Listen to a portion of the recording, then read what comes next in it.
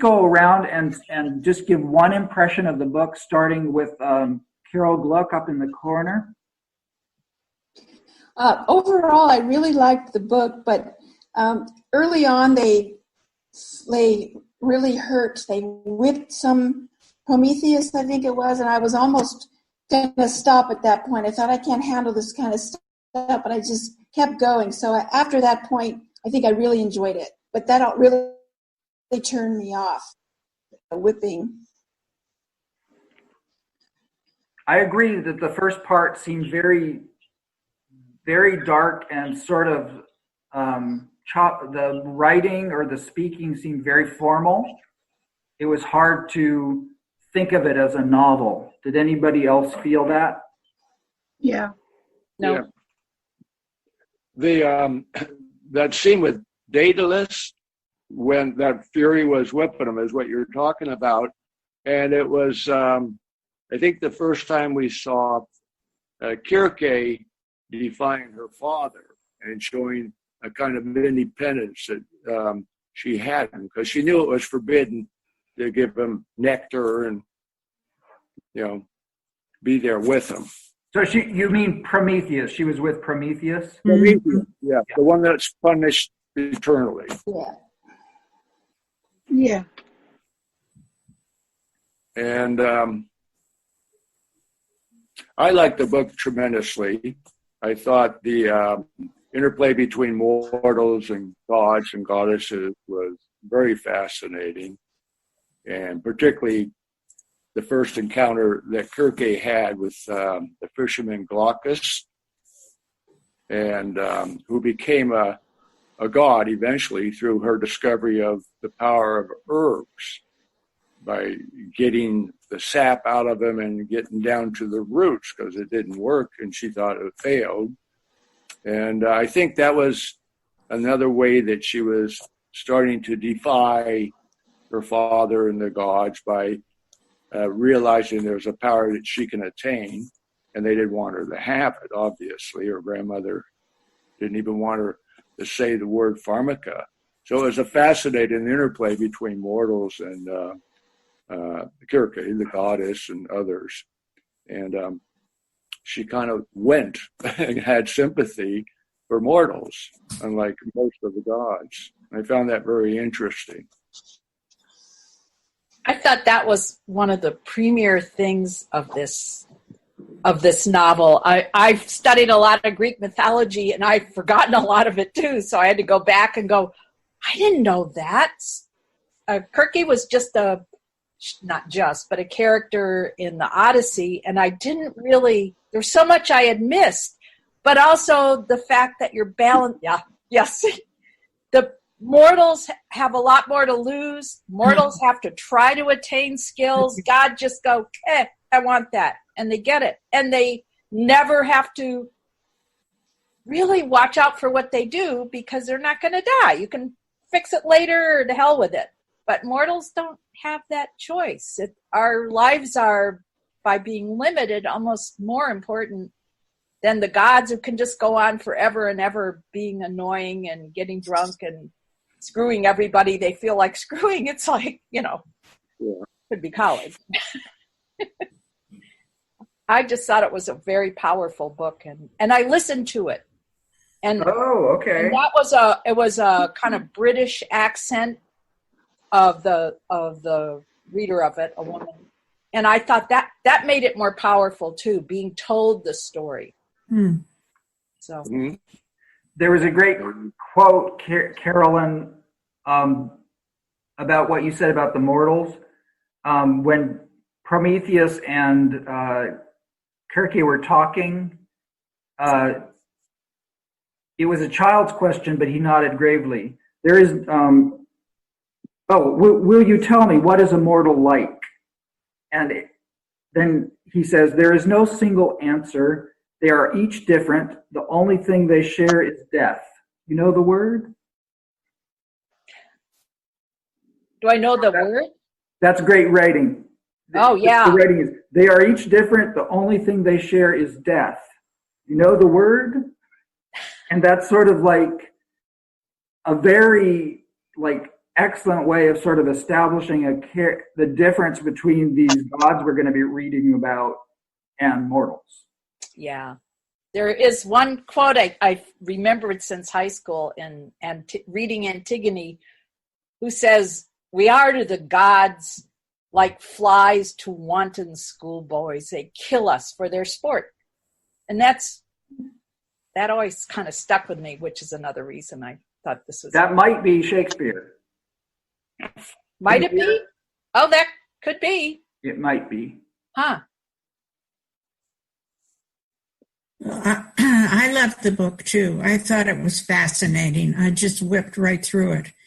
And I liked that she used myths inside of myths. Mm-hmm. I mean, Icarus with his wax wings melting and various other mythological creatures. Minotaur, who was born to Circe's sister. That, it was just I thought it was very well put together. I enjoyed it very much. I'm glad we read it. Me too. Yeah. I agree. It was wonderful. Any particular parts that were just stunning to you, Marilee? Let's see. I liked an awful lot of it. Just simple pieces of her writing.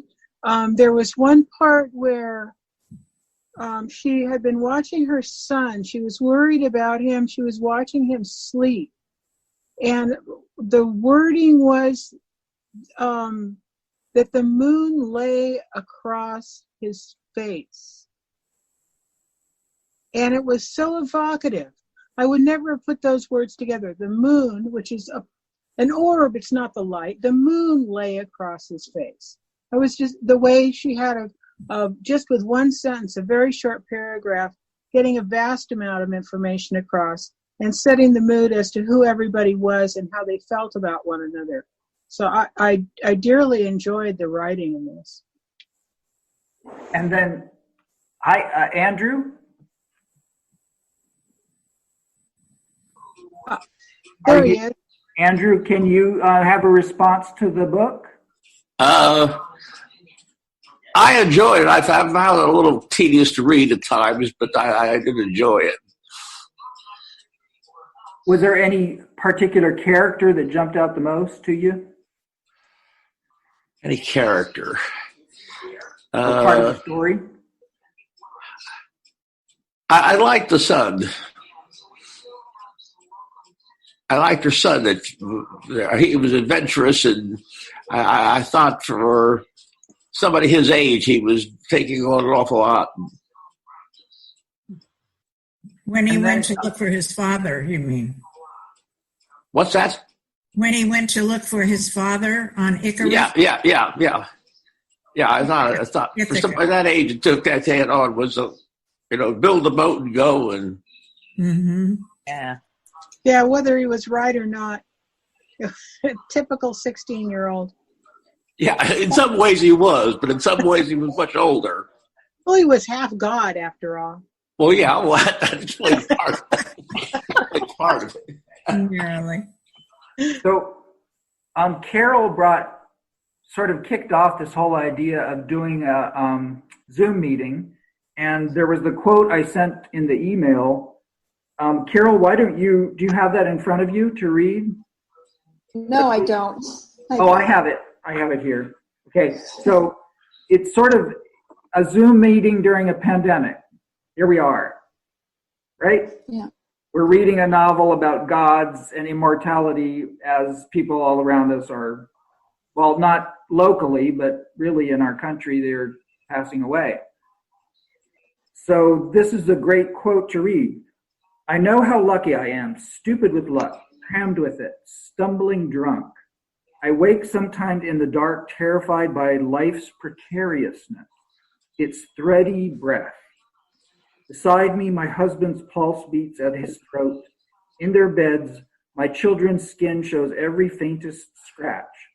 A breeze would blow them over, and the world is filled with more than breezes. These diseases and disasters, monsters and pain in 1,000 variations." Powerful writing. Thanks, Carol, for giving that to us. I wrote it probably like a month ago when I sent that email, but I thought I was feeling particularly vulnerable at the time, and that just took my breath away. I was like, wow, like we're living this, right now. Yeah. Very appropriate. And also that it's a mythology that's sort of one of the oldest, this is one of the oldest narratives in Western society. Reading this storytelling. Yeah, reading this book made me want to read that book you've got in your hand. The Odyssey and the Iliad, I guess. I think the author, Madeline Miller, really absorbed the pacing of the Odyssey, how a story is told. She brought so many parts of it to greater life. Like she really brought the island to life, the Helios, the relationships between, unlimited minutes. Good. Unlimited minutes. It'll kick us off soon. I don't know if we could start another one right away. Maybe we could. Try that? No. Do you want me to try starting another one? No. Let's just keep I think going. we can we keep going? Let's keep going. Keep going. Yeah. Okay. The screen's blank, but we can. Oh, there. There is something I am curious about, though. Greek mythology, I don't know really very much about it at all. So when a minor character would come into the story, like there was somebody who fell off a roof. Yes. And so I Googled that person, and it said that person fell off a roof. And I said, oh, well, that just happened in the book. So some of this is, I don't know if she's building on stuff that's already there, because she didn't make that part up, But only book 10 of the Odyssey is the grace of the witch, and she takes it. All of the details that happen in the Odyssey happen in her book. Only she has the dialogue between Odysseus and her as this grounding human thing. I mean, it's a brilliant novel. It feels like a novel. This definitely feels like a poem or a stage where all these actors are walking onto a stage and then walking off. But she's not, it's not like borrowing in a way of cheating or plagiarism. It's brilliantly reinventing this person, and the focus is from Kirky's point of view. And this is definitely, the Odyssey is definitely not, Kirky doesn't hold forth. She kind of has to admit to Odysseus's charms and his intelligence, and then she kind of bows and she does the old boring way of where the goddesses kind of, they give the mortal what they want. And she lets, Kirky lets Odysseus stay on her island and repair his boat, but it's nothing compared to this. Mm-hmm. And can we talk about that as we go out, like the strength of seeing it from a woman's point of view? It made all the difference in the world to me. Everything. I even got her other book because it was so good. I ordered it, The Song of Achilles. Mm-hmm. And I don't like it as much. It's not from a woman's point of view, so I think I'm sexist. I just really, really enjoyed it. How many times we have opportunities to be sexist in that way? This is almost none. It's so fun. Yeah. I love it. She turns them into pigs, but only the ones that actually are pigs already. Haven't we wanted to do that before? It's just wonderful. Any other feelings about the strength of seeing such a long frame of somebody's life, of a woman's life, and her adventures, her it's interesting that the goddesses also have a narrative arc. You know, it's like even immortals develop, they learn. It was so much like Oliphant. She starts out so much like Oliphant. She's in a dysfunctional family of violence and rudeness and rape and cruelty with the god. And she actually finds herself and moves toward a good, solid life. She makes all her mistakes. She learns about human nature and herself and why she doesn't want to be with the gods, even though they're more powerful than she is. She doesn't want to be like them. She calls them after a while. She doesn't accept that she's a goddess, and then she moves on to fulfilling life. So it's so much like Oliphant. And that she's been cruel. She's done spells that have messed up. Yeah. Oh, look at poor Scylla. Scylla and Charybdis. That story expanded and occurs all the way through when you have to maneuver through the danger zone, whatever that might be metaphorically. It's definitely real in the book. Your own follies. You have to battle your own follies. Yep. Right. And something's going to get damaged. So you try to do the least damage possible on your way through. Mm-hmm. Carol says, I think she had a lot of human qualities and in the end chooses death rather than live without those that she lost. She's tired of loss. Mm-hmm. And to imagine a goddess who's tired of loss, that's quite a thing to think of as an author. That's amazing. It was interesting when she and Athena, who kept kind of being two strong goddesses, became stronger. She got better at her witchcraft. But when she had her son and realized that he was the target of a murder and that Athena was the agent for it, and this was all, revenge for, I guess, if I recall, is Circe having an affair for a year plus with Odysseus. And it was like that they had threats going both ways between these two females, but it was the son that Circe realized she didn't care if she used her spear on her. She wasn't going to let her son die. And that was, I think, the indication that she cared more about her mortal side,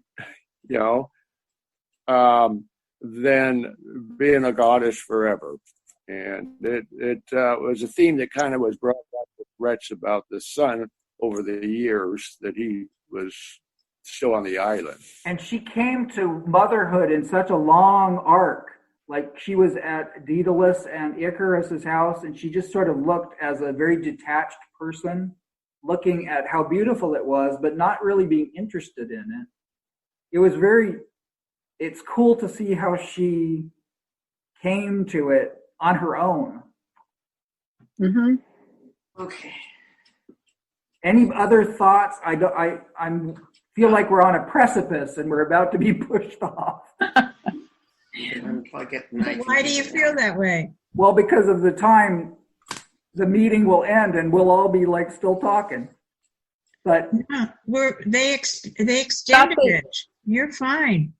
Oh, okay. Somehow just push the screen and keep going. Didn't you see the message? They've extended the meeting. You can just unlimited time. Yeah. The library, the public library. Why not? Yay! Hi, Linda. Hi. Happy to see you. Good Linda, to see do you have any thoughts about the book? It was different. I remembered a little bit about Circe from reading mythology back a million years ago, but it was mostly about turning sailors into pigs. Yeah, that's sort of what gets retained. But I didn't know why. Yeah, deserved. It's strange that that was Kirky's magical sort of spell, but it takes a novel to actually show the motivation for turning the people into pigs. And I feel like we know way more about Odysseus from this new book than we do from this old book. And his wife, too, is so Penelope. interesting in this book. Yeah. So I mean, we know Kirky way better, but we also know the men. Mm-hmm. Well, one of the things I found sort of disconcerting with the Circe book is she's inconsistent in her writing about Circe's size. You know, she interacts with humans, but then in other cases, she is apparently enormous. Okay. On the boat, she's very tall. When she Yeah. goes through Scylla and Charybdis. Yeah. Huh. So that's inconsistent unless she is able to just shift her size. There's some things that sort of bothered me a bit with it. That just That's going to have to be worked out when they make the movie.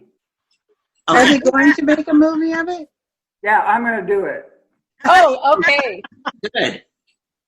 Oh, and you guys, sometime I think it would be great at the library if we did an all-night reading of the Odyssey.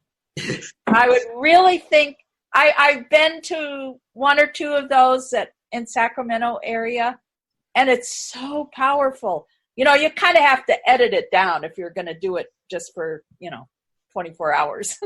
But it's a really fascinating way to enter that world of ancient Greece and storytelling, and we could do it. So later on in But these you need the turning spit of meat or some sort of libation, right? Oh yeah, you need that lamb and Retsina. More than coffee. I believe so. Yes. Well, fine. Oh, that's what we Okay. That's it. All right. That's the first time we've had wine at a library event. Thank you, Carol. Hope you don't get in trouble for It that. was court. It even looked Greek Yeah, it is. in that thing. It is, isn't it? Is it Retsina? I don't know that it is. Is it? Bogle, essential red. Bogle. Yeah. My camera is really lousy. I would have had fabulous snacks, but sorry. Oh, yes. We would have had baklava. Yeah. I probably would have steered clear of meat, but we would have had something that had the book. Something with honey. Oh, her slaves made fabulous feasts. Remember, she had those servants who made fabulous feasts. Yeah. It's But it's funny. not like her house cleaned itself, too. She didn't have to clean her house. It swept itself up and neatened itself up. Oh, That. I would. That was nice. That sounded nice, didn't it? Yeah. Had the same naiads and dryads and stuff in the Odyssey, but they had no personality. And the ones in the book had personality, like they were banished there because of their bad behavior, that they didn't really like her at all, and she didn't like them. That was very funny. That was, yeah. Take care. The home for bad demi-goddesses. Yeah. Then she sent them away when her son was born, didn't she? I think she sent them Yeah. off. Got sent away, yeah. Any other sort of themes that you feel from it?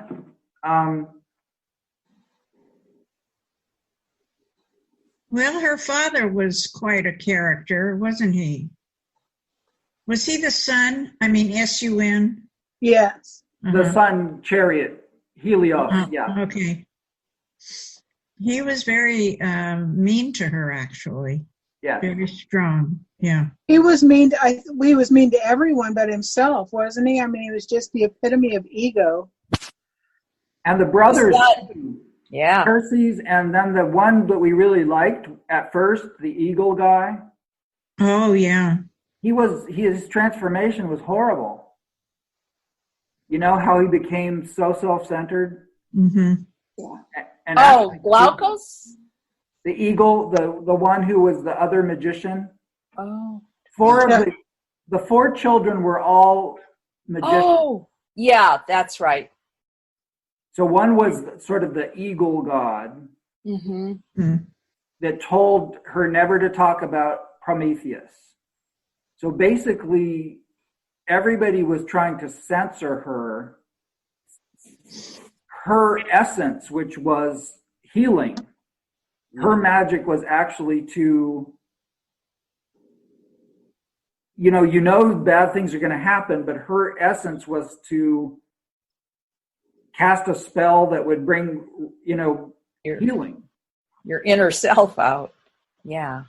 You're talking about the one that she kind of had to raise. She had to raise one of her younger brothers. Yeah.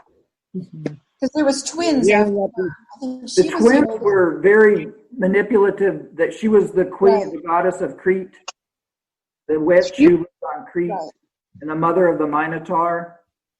Yeah. I Yes. love that part. I love the Minotaur. I thought that was one of the best parts in the book. And that was something. The Minotaur was really interesting, the way she treated him.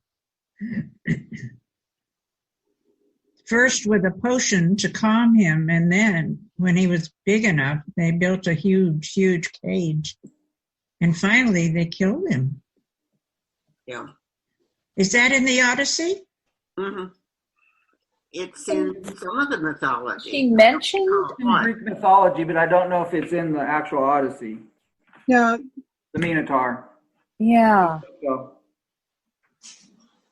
So, Carol, we missed a Carol Isham funny quote, which was she thought we should have Uzo. All night reading a little Uzo. absolutely.